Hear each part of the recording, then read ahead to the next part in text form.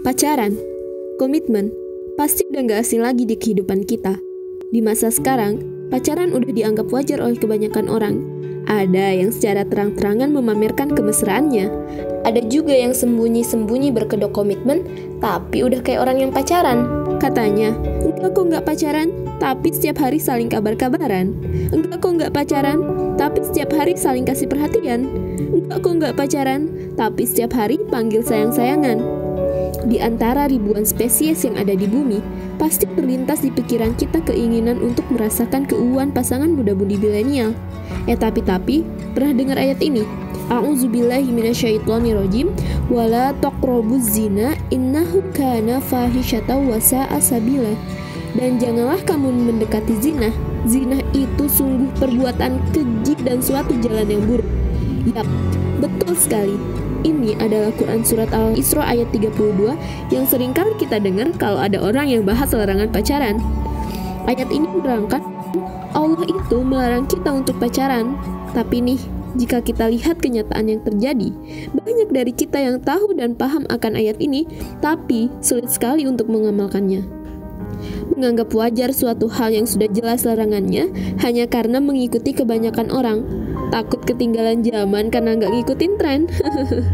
Lebih sering kasih perhatian dan cerita sama pacarnya dibanding duduk bersimpuh bermunajat berdoa kepada Allah. Allah itu cemburu banget lihat hambanya yang berpaling dari dia. Bukannya sudah jelas bahwa kita harus mematuhi perintahnya dan menjauhi larangannya. Jadi, kenapa kebanyakan orang masih menganggap wajar pacaran? Kita kadang ingin mengingatkan teman kita memberitahu bahwa pacaran itu dilarang, tapi suka terlintas di pikiran kita. Jangan deh, nanti katanya soalim lagi. Ini yang menjadi masalah yang terjadi. Kita sering merasa malu untuk memberi nasihat. Kita sering merasa malu jika harus memposting dakwah di media sosial. Tapi, kita nggak pernah malu untuk share sesuatu yang nggak penting.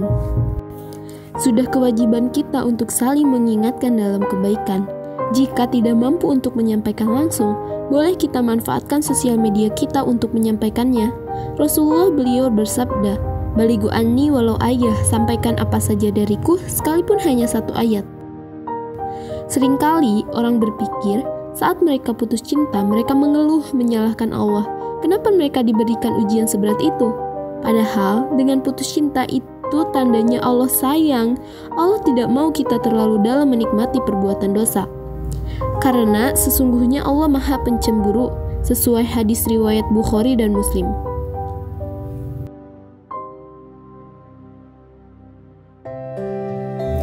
Ketika pacaran dilakukan orang tanpa malu, bahkan sudah dianggap wajar, apa jadinya tanpa dakwah dan orang yang berani menyampaikan kebenaran? Teman, dakwah itu ibarat dua mata pisau, gak hanya pengingat bagi pendengar, namun juga pengingat bagi pembicara. Sudah saatnya kita berhijrah kembali ke jalan Allah. Percayalah, Allah sudah menyiapkan jodoh yang terbaik untuk kita.